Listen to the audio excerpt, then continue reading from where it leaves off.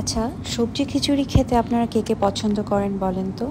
আমি তো সপ্তাহে ২-৩ বার এই সবজি খিচুড়িটা বানিয়ে থাকি।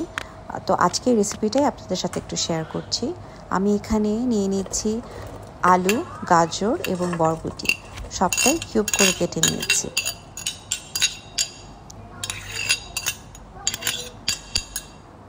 সাথে আমি এখন আরও অ্যাড করব টমেটো, ফুলকপি, চেরি টমেটো এবং লাউ।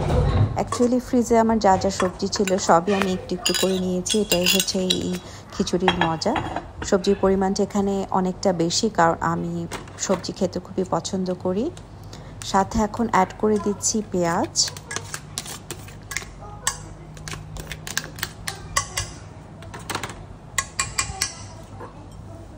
এবং কিছু গরম মশলা, তেজপাতা, দারচিনি, এলাচ, লং, যেগুলো সাধারণত আমরা ব্যবহার করি।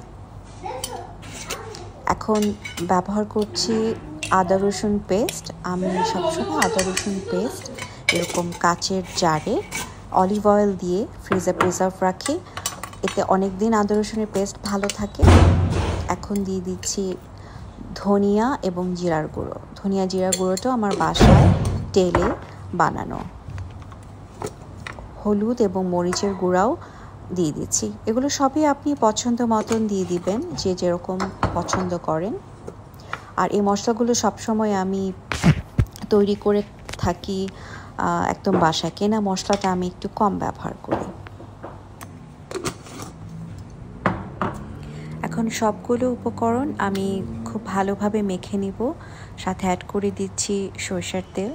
সরিষার তেল খিচুড়িতে ব্যবহার করলে খিচুড়ির টেস্টটা অন্যরকম আসে। খুবই মজাদার একটা টেস্ট অ্যাড হয় অ্যাকচুয়ালি সরিষার তেল ব্যবহার করলে।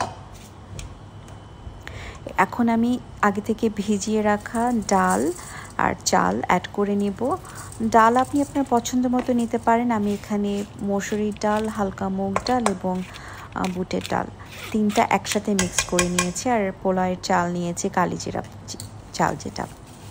এরপর ভালোভাবে মেখে এর সাথে অ্যাড করছি আমি চিকেন আগে থেকে ম্যারিনেট করে রাখা এবং কাঁচামরিচ। আমি যেহেতু এটা একবারে একটা মিল হিসেবে নিব, এর জন্য চিকেন আমি আলাদা করে রান্না করছি না। একবারে চিকেন স্টকেই এই খিচুড়িটা আসলে রান্না হবে এবং টেস্টটা অনেক বেড়ে যাবে। খিচুড়িটার সব কিছু এখন আমি উপকরণগুলো ভালোভাবে মেখে নিচ্ছি।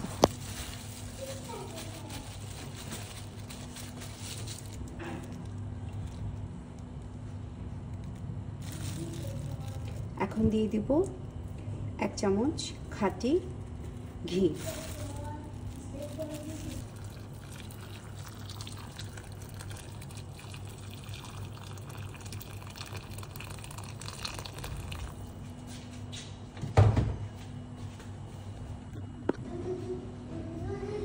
এখন খিচুড়িটা চুলায় চাপিয়ে দিব, টাইমার অন করে দিব, তারপর হয়ে যাবে আমার khichdi. Just look at the colour.